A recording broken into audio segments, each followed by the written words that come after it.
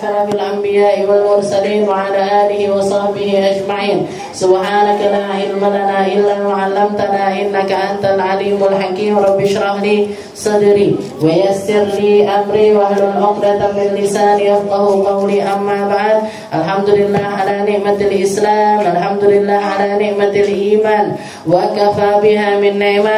Alhamdulillah, segala puji bagi Allah Subhanahu wa Ta'ala yang memberikan kita kesempatan, yang memberikan kita waktu luang, yang memberikan kita segala sesuatu sehingga hari ini kita ditakdirkan untuk berada di tempat yang baik, baca perkara-perkara yang baik, membahas tentang perkara-perkara yang datangnya dari Nabi kita Nabi Muhammad sallallahu alaihi wasallam. Kembali kita diingatkan bahwasanya meninggal itu tanpa aba-aba. Meninggal itu enggak pandang usia. Meninggal itu enggak harus dalam keadaan sakit ataupun tua, tapi sifatnya itu terserah kepada Allah Subhanahu wa Ta'ala. Jadi tadi sore beliaunya masih sangat sehat sekali, ikut olahraga di rumah depan sini, tapi ternyata nggak sempat pulang, sudah meninggal dunia. Kemarin saya takziah di Blitar, juga beliaunya yang meninggal itu sore itu masih ikut arisan, bahkan bedok arisan, bahkan bedok arisan. Setelah bedok pingsan, dibawa ke ambulan, malamnya meninggal dunia. Betapa kita diingatkan bahwasanya semua waktu-waktu kita ini adalah sesuatu yang sangat berharga. Waktu kita ini adalah kesempatan yang kalau kita tunda-tunda, kita akan menyesalnya itu di alam keabadian. Jadi waktu untuk belajar, waktu untuk ngaji, waktu untuk kumpul-kumpul di tempat yang baik, kumpul-kumpul, perkumpulan semacam ini, kita memasukkan diri kita untuk berada di dalam lingkungan orang-orang baik, ngamal dengan amaliyahnya orang-orang baik. Ini adalah satu kesempatan yang seharusnya tidak ditunda-tunda. Seharusnya nggak ditunda-tunda. Aku tak engko ae umur 40 lek ngaji, aku tak engko ae umur 50 lek ngaji, aku tak engko ae umur 60 lek ngaji. Ya lek nyampe, lek ndak. Ya lek tutup usianya kalau enggak. Ya kalau kita dikasih kesempatan sama Allah Ta'ala di saat-saat tersebut, kalau enggak, yang ada kita hanya akan menyesal dan menyesal. Yang ada kita nanti di alam akhirat cuman ya Allah jatuhno, ya Allah jatuhno. Seperti orang-orang kafir yang disifatkan sama Allah Ta'ala, ya laitani takhattu lirrasuli sabila. Ya laitani takhattu ma'ar rasul, ma'ar rasuli sabila. Laita itu kalimat tamanni, kata-kata yang perandai-andaian tapi yang nggak mungkin kesampaian. Kalau la'ali, semoga aku, seandainya aku, kayak sekarang misalkan saya la'allani dhahabtu ila rasul, seandainya saja aku diizinkan untuk ziarah ke tempatnya Rasul. Kalau pakai kalimat la'alla itu masih mungkin, karena kita masih hidup dan kesempatan untuk ziarah itu kesempatan untuk siapa saja. Tapi kalau sudah ya laitani takhattu ma'ar rasul, seandainya aku ini dulu di dunia ini punya kesempatan untuk membersamai Rasul, untuk membersamai Rasulullah Sallallahu Alaihi Wasallam. Membersamai Nabi ini nggak harus dengan fisiknya Nabi. Membersamai Nabi ini tidak harus kontak fisik dengan Nabi. Membersamai Nabi ini nggak harus ketemu langsung dengan Nabi, enggak. Tapi apapun yang jadi warisannya Nabi yang bisa kita jadikan jalan untuk membersamakan diri kita dengan Rasulullah Sallallahu Alaihi Wasallam, itu adalah termasuk di dalam kategori ma'ar rasul. Seandainya aku dulu kambek Rasul, seandainya aku belajar ilmunya Rasul, seandainya aku zikiran nginget-nginget yang tak inget-inget Rasul, seandainya aku membaca Al-Quran yang diturunkan kepada kepada Rasul, seandainya aku ngikuti syariatnya Rasul, seandainya aku bagi harta warisan caranya Rasul, seandainya aku bertumbuh dengan pendidikannya Rasul, ya laitani, itu semuanya akan menjadi penyesalan kalau kita nggak ngambil kesempatan tersebut. Kalau nggak ngambil kesempatan tersebut, karena waktu kita ini sama, pendek, sama di dalam kategorinya apa? Sama di dalam kependekannya, sama di dalam batas waktunya. Nggak ada yang namanya ceritanya orang nggak mati, itu nggak ada.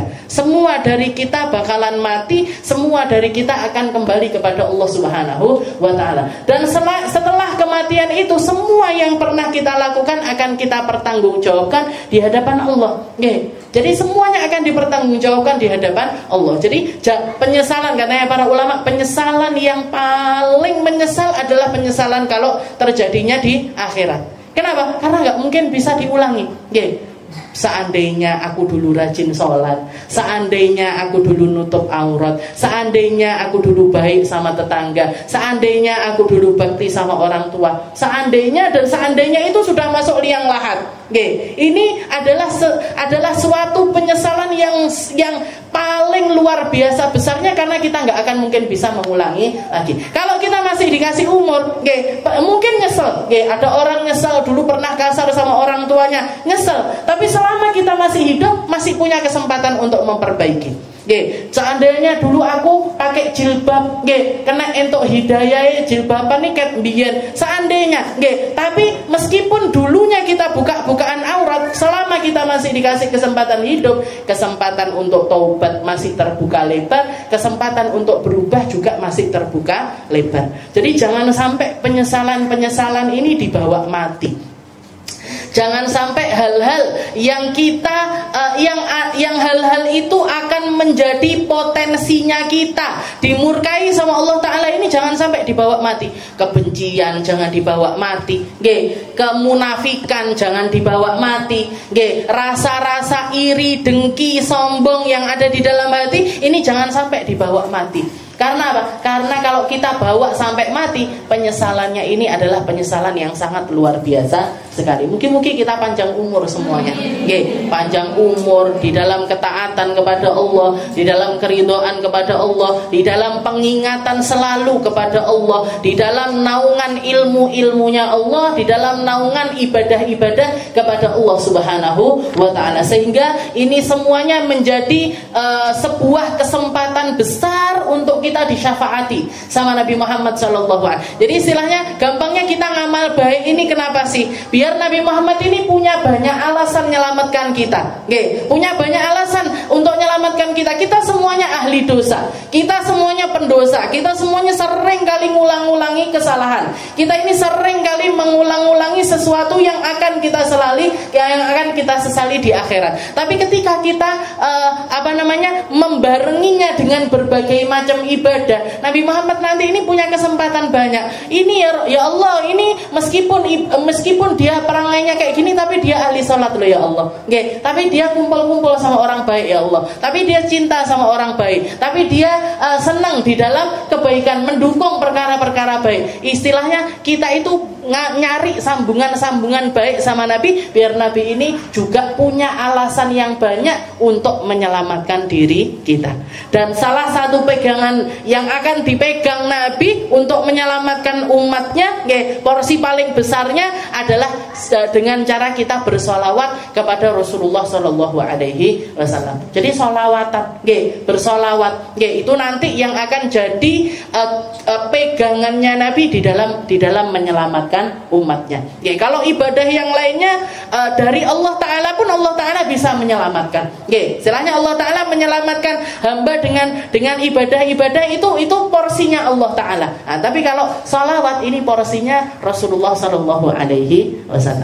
Kita lanjutkan pembahasan kita. Kalau kemarin kita sudah membahas berbagai macam tentang ciri fisiknya Nabi Muhammad, di sini Al-Syekh Al-Alim Al-Allamah Al-Muhaddits Yusuf bin Ismail An-Nabhani rahimahullahu ta'ala, beliau juga istilahnya setelah ciri fisik secara umum beliau jelaskan, beliau juga mereteli satu persatu ciri fisiknya Nabi Muhammad sallallahu alaihi wasallam. Di dalam pasal yang kedua ini al-faslu tsani fi sifati basarihi sallallahu alaihi wasallam waqti halih. Yang pertama beliau bahas setelah bahas semua secara keseluruhan ciri fisiknya Nabi yang dohirnya, beliau ngambil lagi dengan bab fi sifati basarihi, di dalam sifat pandangannya Nabi dan juga iktihalihi. Iktihal itu celaannya Nabi. Cara Nabi memandang atau porsi pandangannya Rasulullah sallallahu alaihi wasallam dan juga kebiasaannya beliau pakai celak. Kebiasaannya beliau di dalam pakai celak. Seperti yang kita tahu, Nabi Muhammad sallallahu alaihi wasallam itu wulida makahulan makatu as-surrah. Di dalam Maulid Tiba itu dikatakan Nabi Muhammad itu lahir dalam keadaan sajidan syakiran, dalam keadaan sujud. Dalam keadaan sujud, matanya sudah bercelak. Matanya sudah bercelak. Jadi orang kalau melihat matanya Nabi Muhammad SAW, di situ sudah ada celak yang garisi bagian bawah ataupun atasnya kelopak matanya Nabi Muhammad SAW.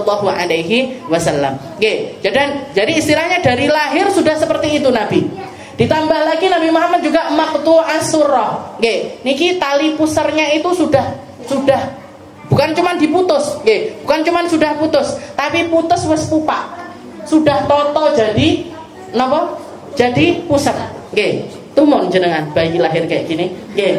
Pada istilahnya kalau ada bayi lahir kayak gitu, ini malah justru loh kok iso urip.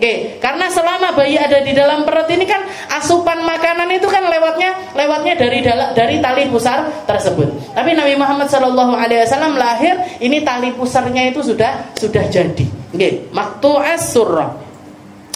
Makanya dikatakan di sini, tapi dengan ciri fisik seperti itu pun Rasulullah masih suka bercela. Salah satu kebiasaannya Nabi itu bercela. Dikatakan di sini karena Rasulullah sallallahu alaihi wasallam yara bil lail fid dhulmah kama yara bin nahar fid dhaw. Katanya beliau, fisik matanya Nabi ini, cara pandangnya Nabi, beliau itu yara fid dhulmah, beliau itu melihat di kegelapan atau melihat di malam hari persis seperti beliau melihat di siang hari. Jadi seakan-akan nggak ada bedanya antara siang dan malamnya Nabi Muhammad Shallallahu Alaihi Wasallam. Di tempat terang ataupun di tempat yang gelap gulita, Rasulullah tetap bisa melihat apapun, seakan-akan semuanya ini tetap dalam keadaan terang benderang. Ini karena Nabi Muhammad SAW sendiri adalah cahayanya Allah. Ketika Sayyidina Jabir nanya, ayu syai'in khalaqallahu qablal asya' ya Rasul, hal pertama yang Allah Ta'ala ciptakan sebelum segala sesuatu ini apa? Maka Nabi Muhammad mengatakan, nura nabika Muhammadin sallallahu alaihi wasallam min nuri. Allah Ta'ala yang pertama kali diciptakan adalah cahayanya Nabi Muhammad dari cahayanya Allah. Jadi Nabi Muhammad itu cahaya. Fisiknya sendiri itu hakikatnya adalah cahaya. Makanya dikatakan kalau beliau berdiri di bawah lampu ataupun di bawah matahari ataupun di bawah sinar rembulan sekalipun, nggak ditemukan bayang-bayang. Rasulullah itu nggak punya bayang-bayang. Rasulullah nggak punya bayang-bayang. Kalau kita kan kok ayang-ayang. Jadi istilahnya dimanapun kita ini kan kayak gini, kita gini ada bayang-bayang di bawah kita. Pokoknya apapun. Nah, kenapa para ulama mengatakan salah satu alasannya Nabi Muhammad nggak punya bayangan itu adalah karena beliau sendiri adalah sumber cahaya. Beliau sendiri adalah sumber cahaya. Alasan yang kedua, karena bahkan Allah Ta'ala nggak ridho bayangannya Nabi ini diinjak orang. Bayangan itu kan selalu di bawah. Kita pegel sama orang kadang-kadang biyen sik cilik. Biyen sik cilik saya ingat kalau main-main tukaran, nggak bisa mukul orangnya, ayang-ayangnya ditek. Nggak bisa mukul orangnya ini nggak tegel hati, tapi pegel sama bayang-bayangnya. Dulu ini jenengan ngoten mboten. Kalau saya kayak gitu dulu. Jadi Rasulullah SAW itu bahkan Allah Ta'ala nggak ridho bayang-bayangnya itu diinjak orang. Bayang-bayangnya ada di bawah itu Allah Ta'ala enggak ridho. Jadi sifat pandangannya Nabi yang pertama adalah beliau itu yara billail fid dulmah. Beliau melihat di malam hari ataupun di waktu gelap itu kama yara bin nahar fid daw, sebagaimana beliau melihat di bawah sinar ataupun juga di waktu siang hari. Enggak ada bedanya. Wa kana sallallahu alaihi wasallam yara man khalfahu minas sufuf kama yara man baina yadayhi. Nabi Muhammad itu melihat yang di belakangnya seperti beliau melihat di depannya. Dan ini sering diucapkan sama Nabi. Setiap kali beliau ngerapatkan sufuf, yang ngerapatkan saf salat itu, ngerapatkan barisannya salat, Nabi Muhammad selalu mengatakan sawu wa'tadilu, luruskan safnya, jangan mencong-mencong, luruskan safnya. Fa inni ara, karena aku ngelihat min warai dhahri kama ara baina yadai, karena aku melihat yang di belakang saya ini persis seperti yang ada di depan saya. Jadi Rasulullah ngelihat depan sama ngelihat belakang. Jadi Rasulullah kayak gini, depan kelihatan, belakang kelihatan. Depan kelihatan, belakang kelihatan. Gak usah berimajinasi, oh ada mata di belakang sini kayak nengone film-film ngatan. Enggak, Bu.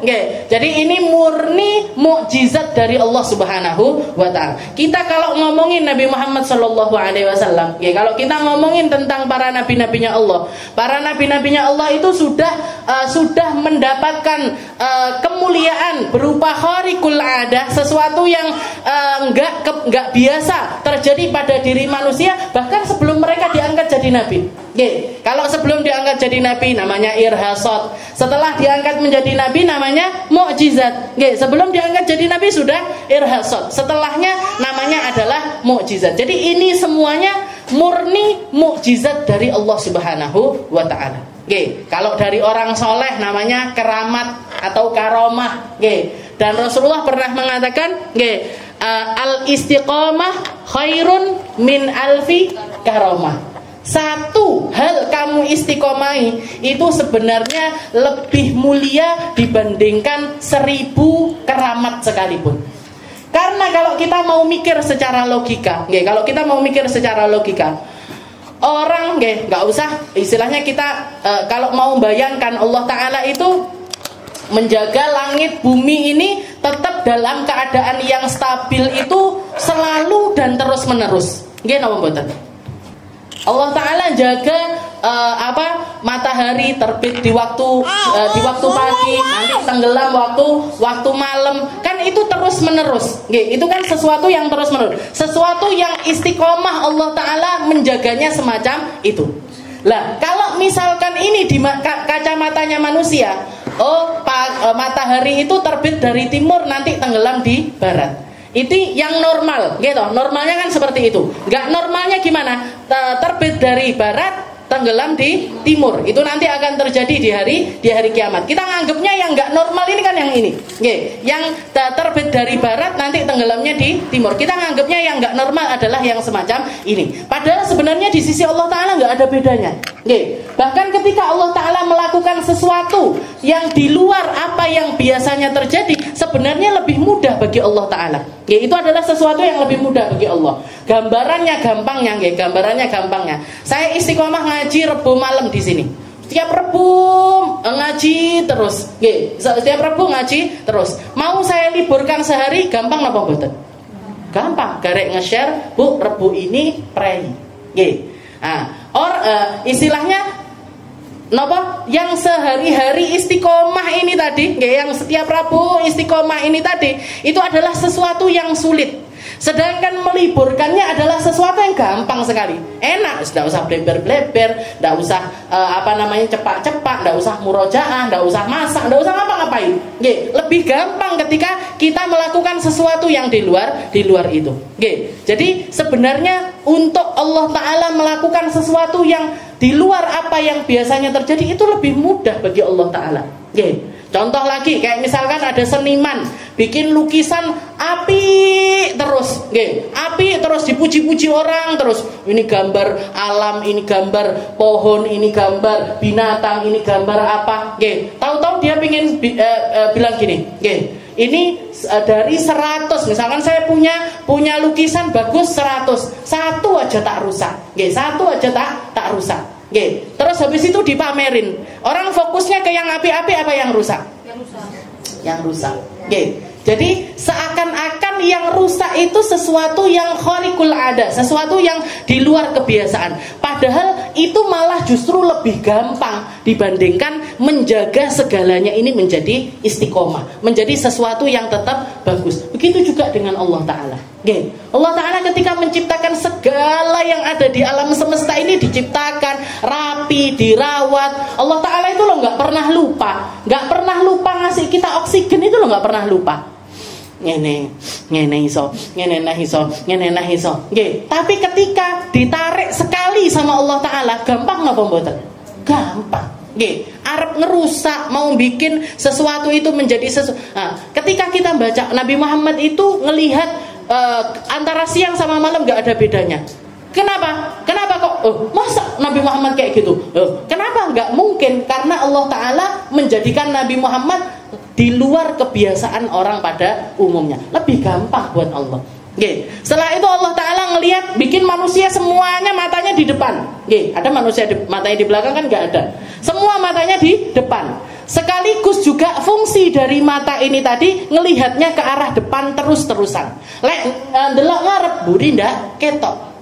Lalu Nabi Muhammad diciptakan sama Allah Ta'ala, matanya sama, ditaruh di tempat yang sama, tapi bedanya depan sama belakang kelihatan semuanya. Ora yo iso ae Gusti Allah.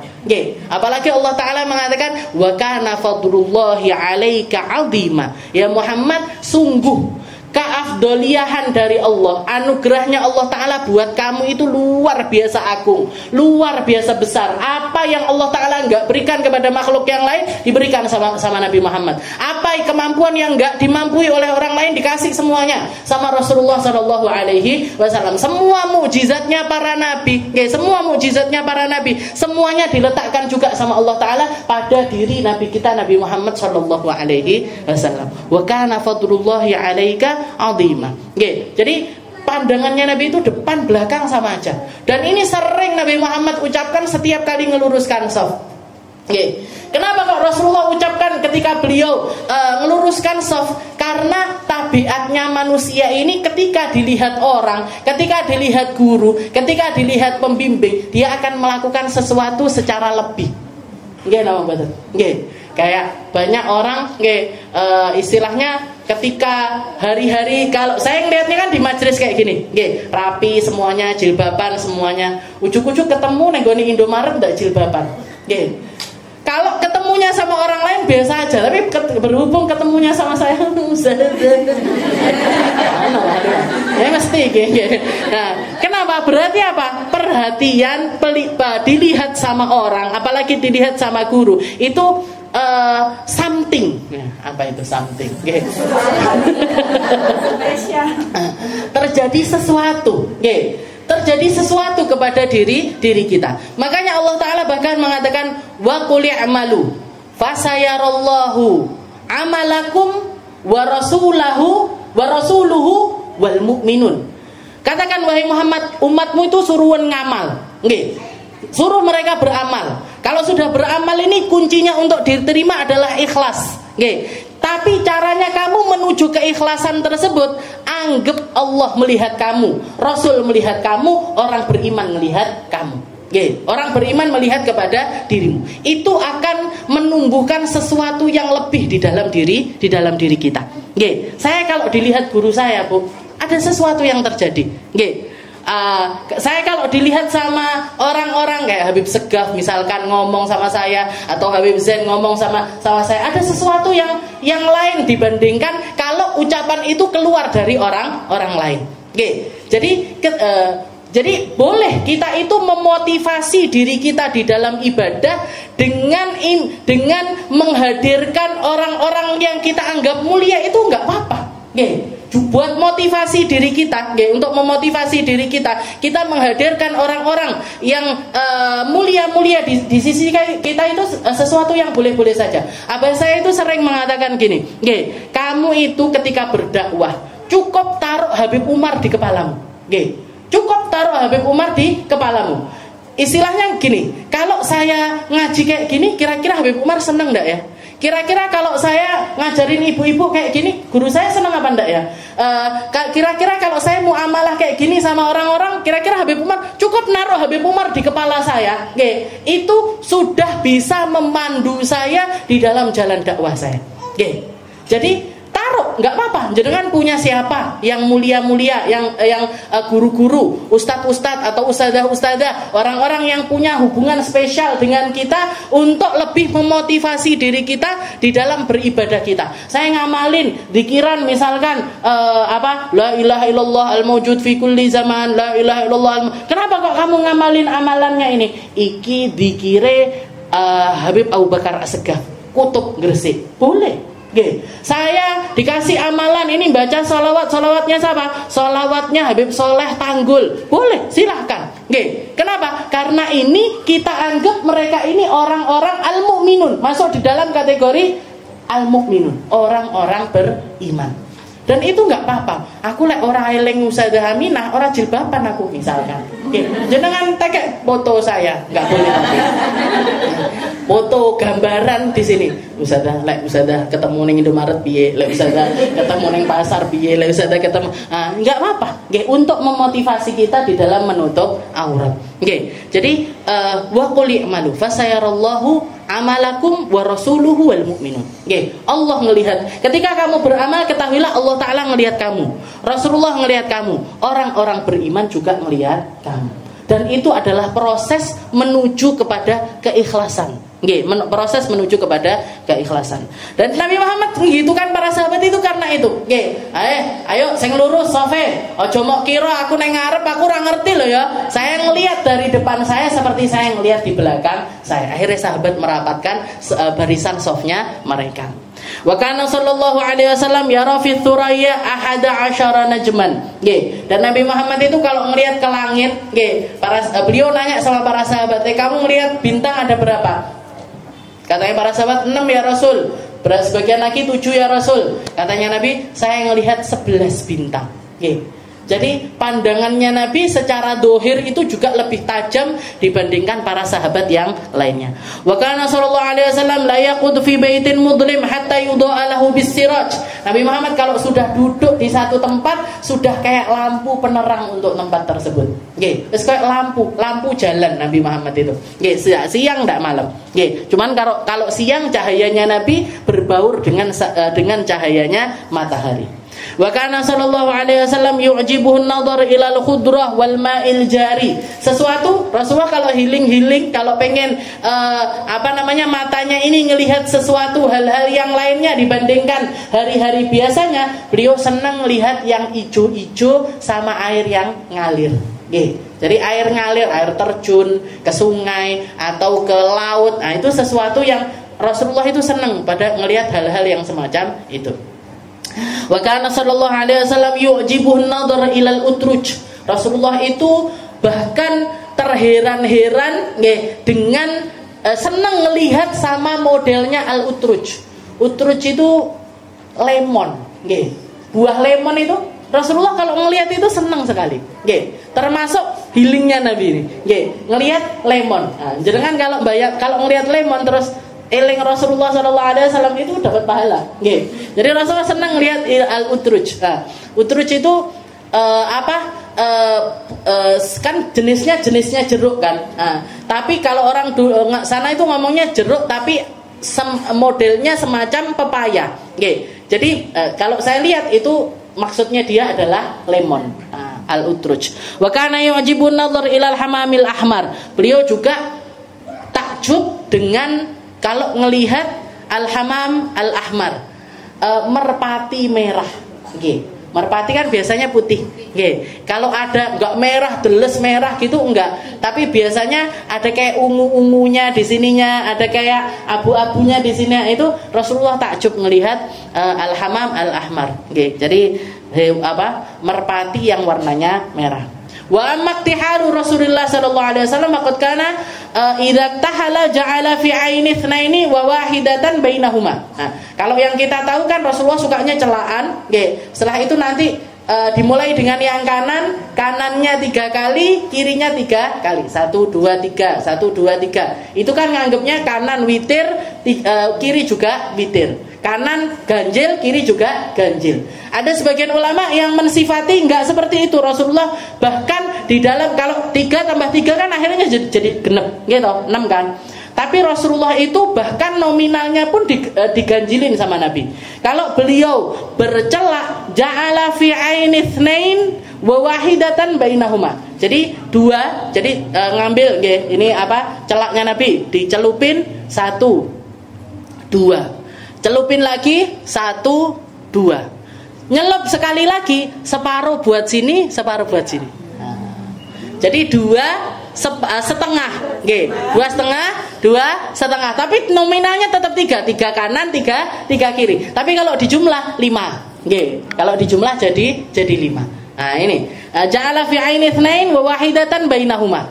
Nah, jadi ngerti nggih? Kan kalau 3 kali kan 1 2 3. 1 2 3. Ini enggak 1, ngambil lagi 1, ngambil lagi 2, 1, ngambil lagi 1, ngambil lagi separuh buat sini, separuh buat sini. Nah, jadi tetap jumlahnya jadi 5. Nggih. Kullu ainin mirwadain wa wahidun yuqsam bainahuma fal majmu' witir wa huwa khamsah marawid, yaitu 5 ginian. Nggih, 5 ngusap seperti ini. Nggih, 5 kali ngusap. Wa kana sallallahu alaihi wasallam idza iktahala witran. Nabi Muhammad kalau celaan witir, ganjil. Wa idza istajmara witran. Kalau beliau ke toilet setelah itu napa cebok pakai hajar, nggih, pakai batu, itu juga pakai batu witir. Nggih, kalau enggak 3 ya 5. Pokoknya suka dimulai dengan yang kanan dan suka mewitirkan segala sesuatu. Ketika ditanya sama para sahabat, innallaha witir yuhibbul witra. Rasulullah Ta'ala itu ganjil, 1 esa, nggih, ganjil. Maka Allah Ta'ala juga suka dengan sesuatu yang witir. Nah, salah satu sholat yang paling disukai sama Allah Ta'ala, sholat witir. Kenapa? Karena witirnya, nggih, karena ganjilnya. Kalau enggak 1, tapi makruh kalau witiran 1 terus. Saya istiqomah sholat witir, sudah berapa rakaat? 1 rakaat. Kok meditmen. Jadi sak rakaat salam. Boleh apa enggak? Boleh. Nggih, dan sah. Nggih, dan sah. Sholat witir 1 rakaat itu sah. Tapi makruh lah istiqomah witir 1. Nggih. Kalau 1 terus makruh. Nggih, paling baiknya berapa? 3. Kalau mau nambahi 5, mau nambahi 7, mau nambahi 8, 9, 11. Paling banyaknya adalah 11. Nggih. Dan Rasulullah rata-rata witirnya 11. Nggih.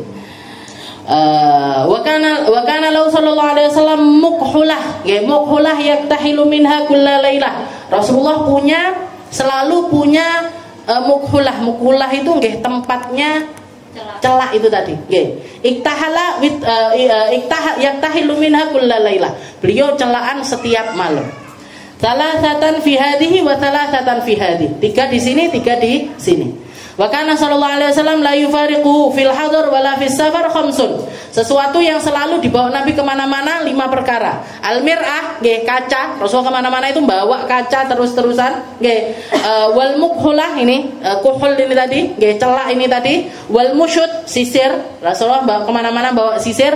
Wasiwak, nggih, bawa siwak. Wal midro. Midro itu sisir tapi panjang. Nggih. Nanti dipakai buat belah tengahnya Nabi. Nanti belah ke kanan, belah ke kiri. Wal midrasyan, ini sudah saya jelaskan. Wa an Ibnu Abbas radhiyallahu taala anhu anna Nabi sallallahu alaihi wasallam iktahilu bil ithmit fa innahu yajlu wal basar wa yumbitu sya'ar. Katanya Nabi yang dari diriwayatkan oleh Sayyidina Abdullah bin Abbas, Rasulullah mengatakan iktahilu bil ithmit. Kalau mau celaan, bercelaklah dengan celak yang namanya ithmit. Okay, bercelaklah dengan ithmit. Karena ithmit itu yajlul basar, okay, bikin pandangan ini lebih jernih, wa yumbitu sya'ar, dan juga melebatkan bulu mata. Okay, melebatkan bulu mata atas dan juga bawah. Bahkan sebagian orang Arab itu salah satu kebiasaan mereka kalau rambutnya ada yang rontok parah ataupun juga botak dan lain sebagainya, itu nanti mereka ngambil ithmit dicampur pakai minyak, setelah itu diusap-usapkan di kepalanya. Nah, itu juga salah satu cara untuk numbuhkan rambut. Nah, kalau dipakai celak katanya Nabi, ini melentikan dan juga memanjangkan bulu mata. Mau bulu matanya panjang Bu, nggak usah guys yang aneh-aneh. Extension apa itu, ditanam bulu lah, opolah, jangan. Karena itu semuanya bakalan melebarkan jalan-jalannya setan untuk gangguin kita. Jadi jangan kalau sekali ngikuti keinginan kecantikan yang di luar apa yang sifatnya itu natural, alisku kok ngene yo tak tambahane, istilahnya istilahnya tak kerik misalkan, dimulai dengan ngerik. Nah, setelah itu nanti ndak puas. Orang kalau sudah fokus di dalam hal-hal yang semacam itu nggak ada puasnya, Bu. Kok panggah wis kok panggah bolak-balik, panggah ngerak-ngerik, bendino ngerak-ngerik. Wis tak ae, tak ilangi kabeh, tak gambari. Diilangi kabeh, digambari, kesel neh diilangi, digambari, akhirnya ditato. Nah, ini jalannya setan. Makanya salah satu janjinya setan akan aku bikin mereka ini fala yughayyirunna khalqallah. Mereka akan jadi orang-orang yang enggak bersyukur sama Allah, enggak bersyukur sama Allah Ta'ala, dan mereka akan merubah apa yang telah diciptakan oleh Allah Ta'ala untuk mereka. Jadi orang punya bulu mata, punya bulu mata ini kan memang macam-macam. Ada yang dikasih panjang, ada yang dikasih pendek, ada yang dikasih tebel, ada yang dikasih tipis. Karena ada standar kecantikan zaman sekarang ini, kayak orang itu yang cantik itu ya bulu matanya yang panjang. Memang orang kalau bulu matanya panjang itu bagus, ketok api lah istilahnya seperti itu. Tapi ketika kita punya keinginan tentang hal-hal semacam itu, jangan sampai yang bikin kita itu merubah apa yang diciptakan sama Allah Ta'ala. Yo sesekali bolehlah jenengan mantu apa punya perayaan, apa punya yang memang dibutuhkan untuk tampil, baru ngono dipasangi ngoten niku nggih bulu mata palsu. Ya enggak apa-apa, sekali-kali. Dan itu pun yang bisa dilepas-lepas. Jadi kalau kita mau sholat bisa dibersihkan. Jangan sampai aku melek lentik terus tapi ndak usah pakai apa-apa. Akhirnya pakai niku napa? Ditanam-tanam itu tadi. Nah, ini ditanam-tanam itu nanti urusan sholatnya repot, urusan wudunya repot kabeh. Akhirnya jadi apa? Jadi jalannya setan buat nyesatkan umat manusia. Wa yumbitus sya'r. Qala al-Bajuri, Imam al-Bajuri juga mengatakan al-mukhatab bidzalikal as-sihha. Yang dimaksud sama Nabi untuk disuruh bercelak ini adalah mereka-mereka yang matanya sehat. Amal ainul maridah, kalau orang yang lagi sakit mata, faqad yadurruhal ithmit. Katanya para Imam Bajuri ini bisa yadur, bisa istilahnya ada efek sampingnya lah istilahnya kalau pakai ithmit. Wa huwa hajarul kuhlil ma'dini al ma'ruf wa ma'dinuhu bil masyriq wa huwa aswad yadribu ilal humrah. Dan ithmit itu ada yang hitam, ada yang merah. Ada yang hitam, ada yang merah. Laki-laki sunnahnya pakai yang merah, soalnya nggak terlalu kelihatan. Kalau perempuan boleh merah, boleh juga hitam. Wa qala ba'da qawlihi yajlul basara wa hadza idza tahala bihi man i'tadahu. Dan memang celaan itu butuh biasa. Biasanya mulai itu mesti yo pedes, perih dan lain sebagainya. Tapi kalau sudah kebiasaan itu yo ndak masalah. Makanya beliau di sini bilang wa hadza yajlul basar, yang dimaksud dengan menjernihkan pandangan itu untuk orang-orang yang terbiasa bercela. Fa in tahala bihi man la ya'taduhu ramidat ainu. Biasanya kalau belum biasa sakit mata dulu. Jadi pakai ithmit itu sakit mata dulu. Tapi nanti kalau sudah jadi kebiasaan, ya ini bakalan jadi istilahnya gini, awalnya itu memang pedih gitu. Awalnya itu memang pedih, Bang. Walaupun saya nggak pengalaman ini, Bu. Soalnya nggak biasa celaan. Jadi biasanya orang celaan itu pedih dulu, tapi habis itu nanti baru kelihatan hasilnya. Wallahu a'lam bishawab. Ini sifatu basarihi wa iktihalihi. Sifat pandangannya Nabi dan juga sifat dari qubulnya Nabi. Wa faslu tsalits nanti minggu depan insyaallah kita akan bahas fi sifati sya'rihi. Nggih, sifat rambutnya Nabi, wa syaibihi dan juga uban-ubannya Nabi, wa khidabihi cara Nabi kadang-kadang Rasulullah juga disemir, wa may ta'allaq bidzalika wallahu a'lam bissawab. Kita lanjutkan di pertemuan kita yang selanjutnya.